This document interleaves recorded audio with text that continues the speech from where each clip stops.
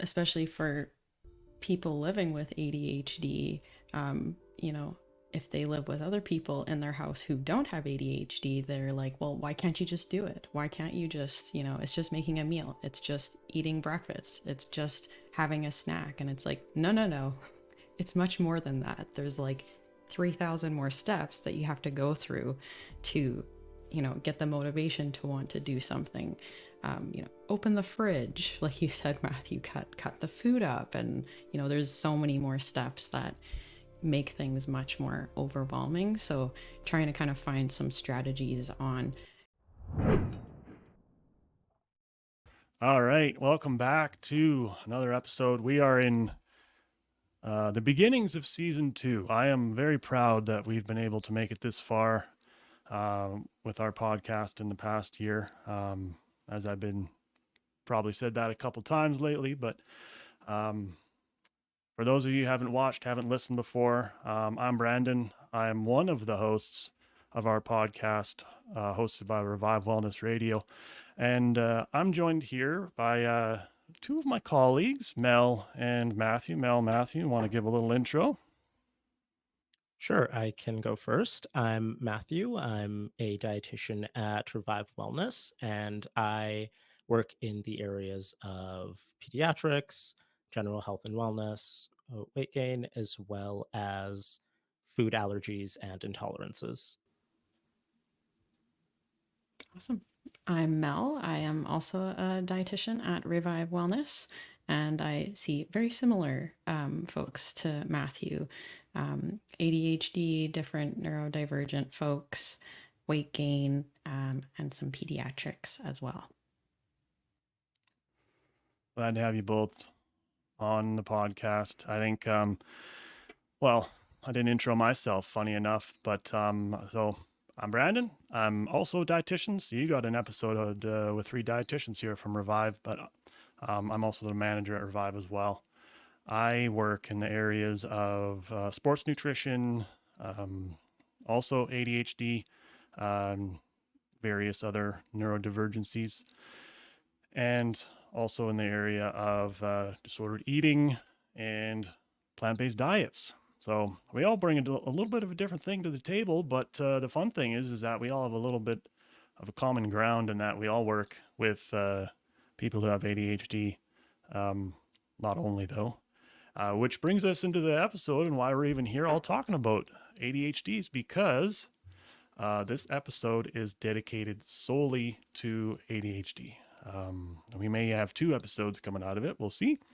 But given that October is ADHD Awareness Month, what better way to contribute to the conversation by being a part of this and having at least one episode dedicated to the topic. So where we want to take the conversation today is we want to go into some common concerns that we see in the area of nutrition, but we'll also branch into other things that are related to nutrition. We'll go a little bit into dietary interventions. We're going to talk about some ways that we adjust our coaching style, and if we do have some time, we'll get into some practical tips.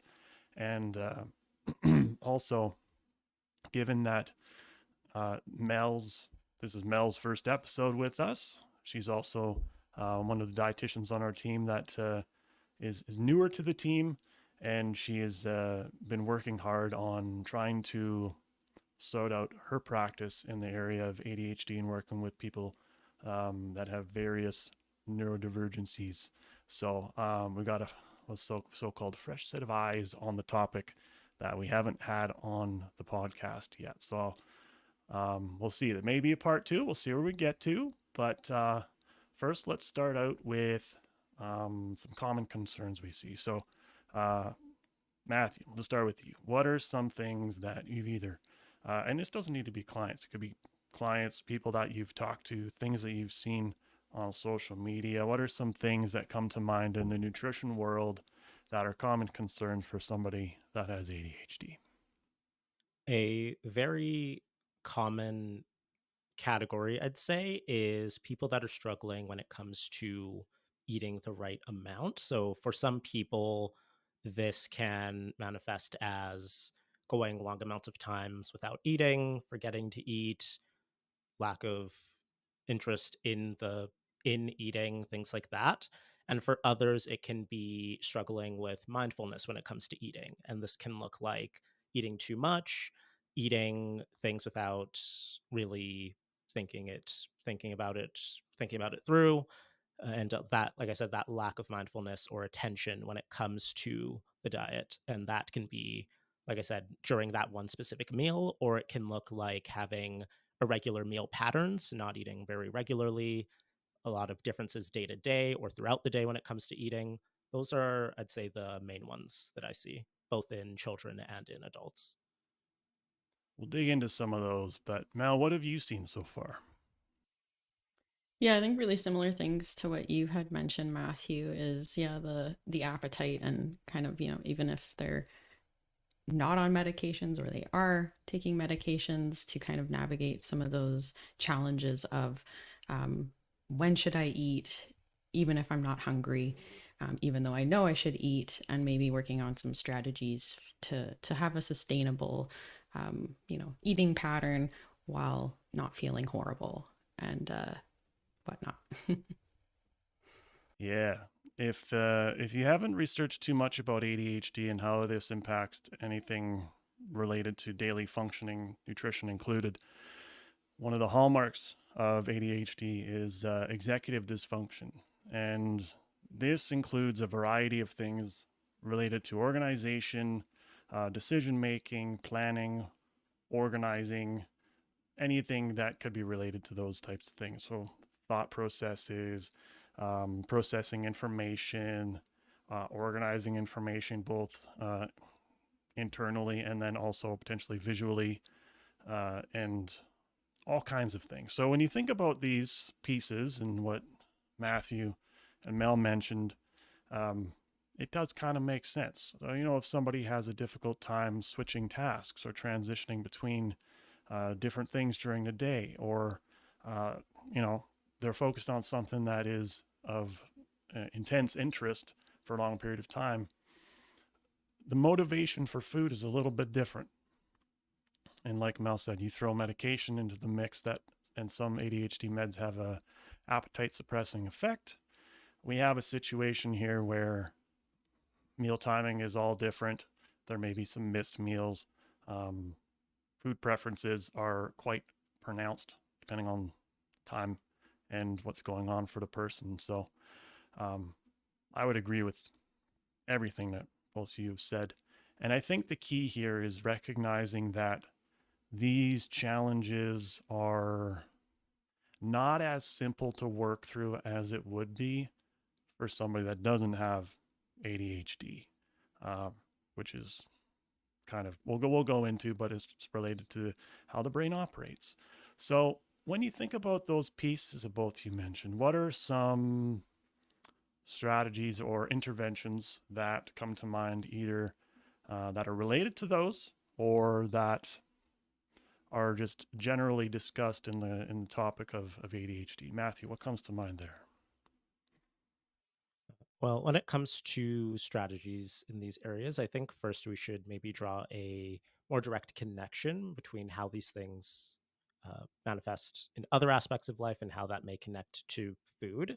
So, things like meal planning and preparation, like you said, are a process that have a lot of steps that you need to break down. It's not just go make food, you need to plan what you want to eat, you need to actually prepare it. It could be a lot of different aspects. Could be cutting stuff. You could be cooking stuff. There's just a lot of things when you break it down. And I think that for those that are less familiar, it can seem a bit not. The connection isn't as obvious as it might be for some others, especially those who are experiencing it. Totally. Not everybody. I mean, there's not a lot of videos or TV shows or movies that document the start of a process all the way to the end for something like eating.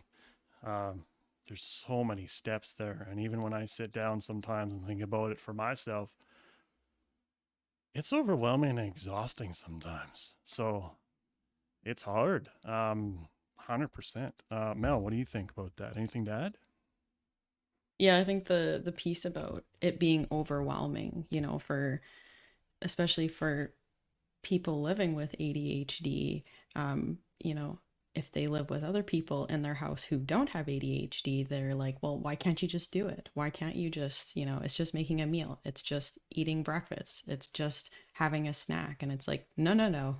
It's much more than that. There's like 3,000 more steps that you have to go through to, get the motivation to want to do something.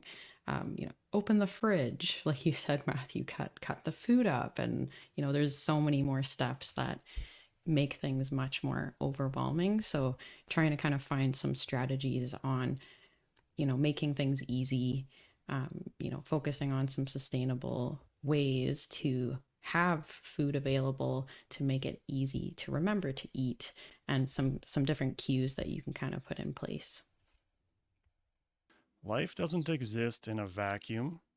So when we talk about nutrition, because nutrition is impacted by so many things and vice versa, nutrition impacts so many things.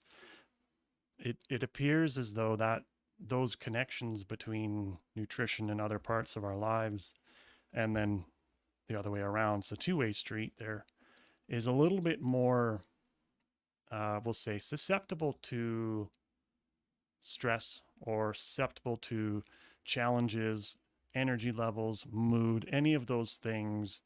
It just presents just a slightly higher barrier than otherwise would be expected. And these are all things that you can't see.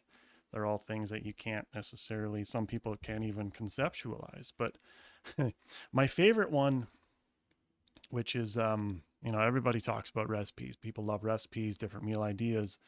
But one of my pet peeves, and I have learned a lot of my clients' pet peeves, is that when it comes to the prep time and the cook time on a recipe, there's so many things that are not considered in that time, like how good is your oven?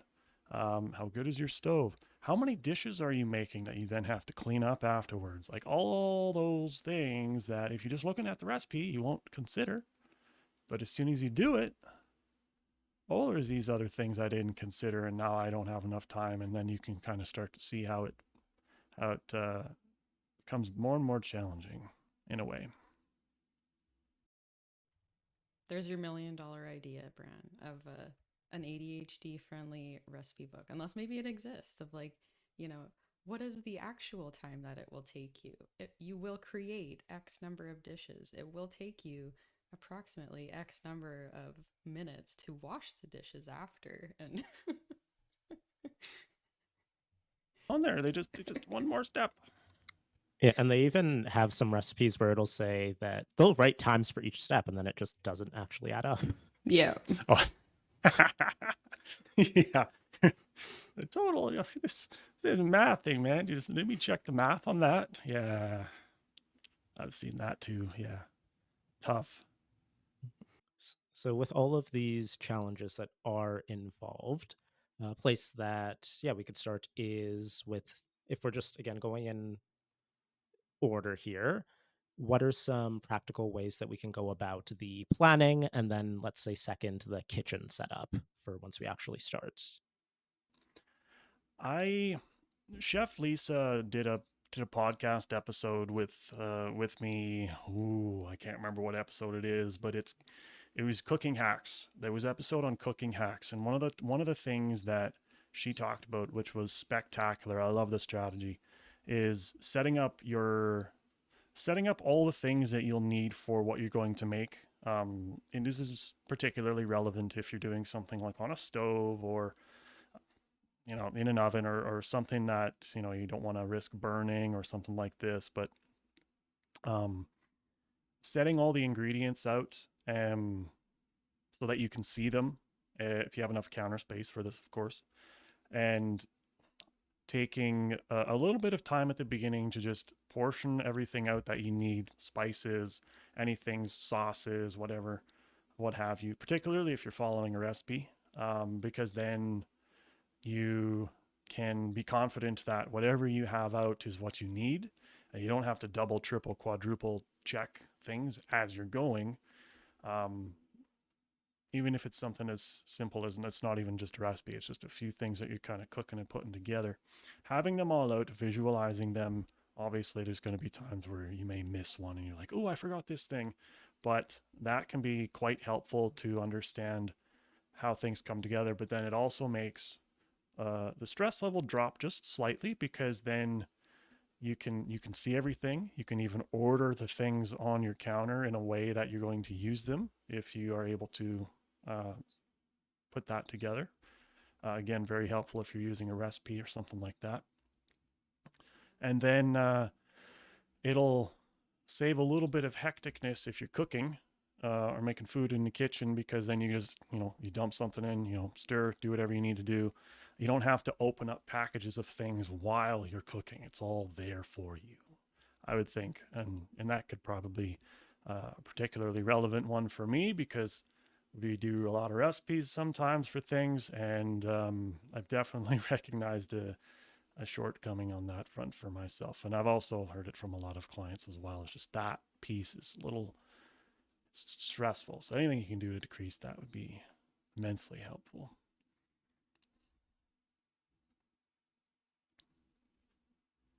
Yeah, those are some great strategies to help with simplifying the setup. And as well, if you are someone who, once you do have all of the stuff out, maybe you find that a bit overwhelming, you can also, once you have used that thing, put some of it away as you go along. It can help, like I said, prevent the overwhelming factor. It can also help avoid forgetting to put certain things back after. Totally.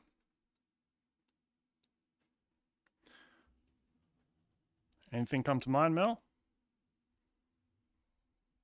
More so, I guess, in the realm of food preparation, and of course it depends on, what your budget looks like, but I find it helpful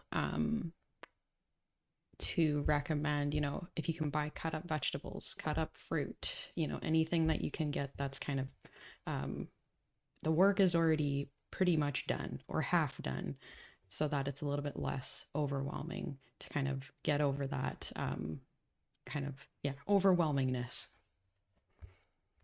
Totally. Totally. And I guess, speaking of overwhelm, everybody's kitchen is set up slightly differently. Everybody's house is set up slightly differently. There's always little things that you could do to make your space a little bit less stressful.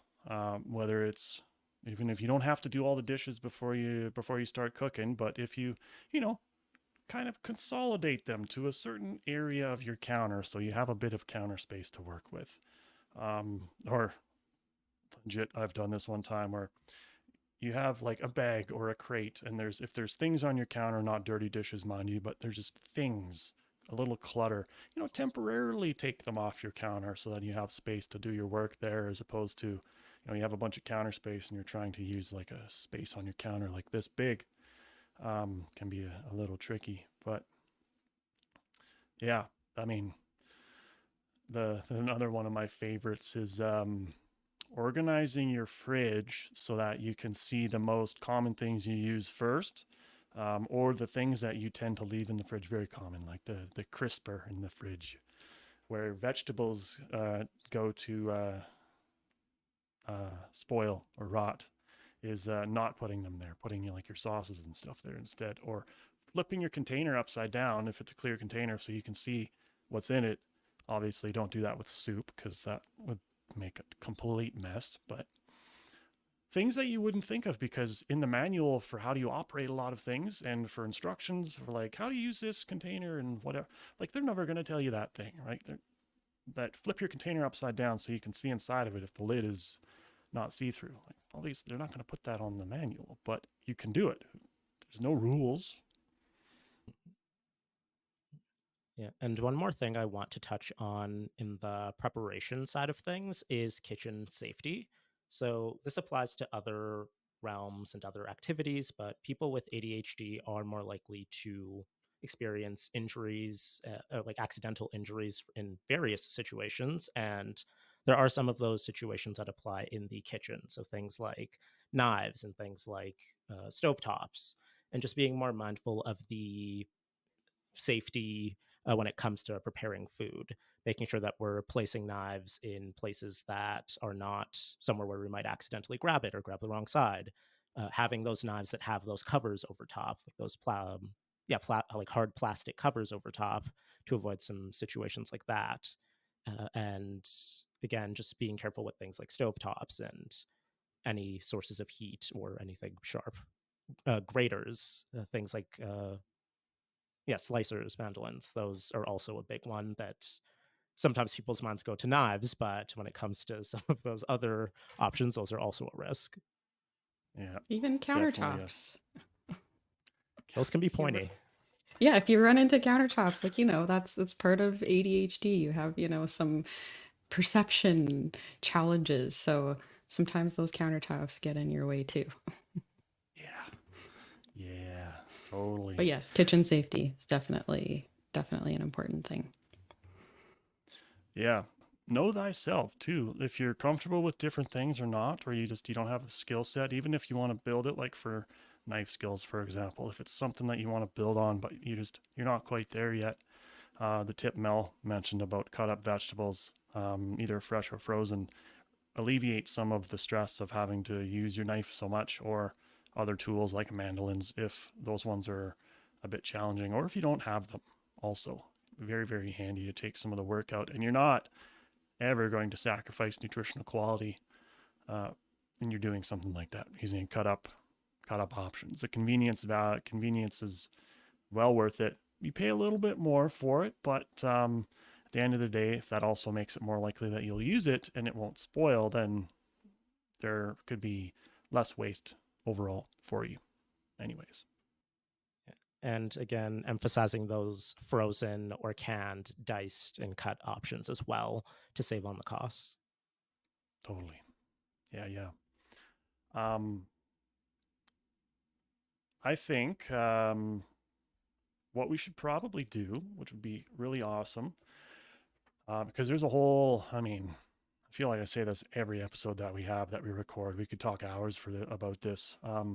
But I do want to make sure that we have some time to talk not only about the practical side of things and how we can adjust, provide some tips, strategies, different interventions. We can go a little bit deeper into those, but also talk about how we adjust our coaching style for people with ADHD. This is something I want to go into. So perhaps, what do you two think about doing a part 2 to this?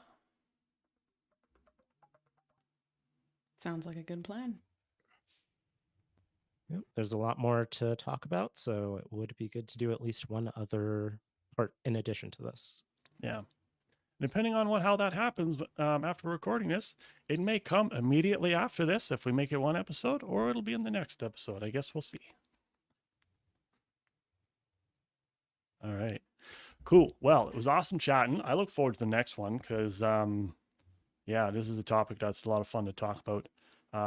But maybe we won't be so constrained by time next time. So, to all of you watching and listening, thanks for sticking with us. I hope you'll come to the next episode that we have on this same exact topic. We're going to dive a little deeper. We'll see you next time. Thanks again for watching. Thanks again for listening.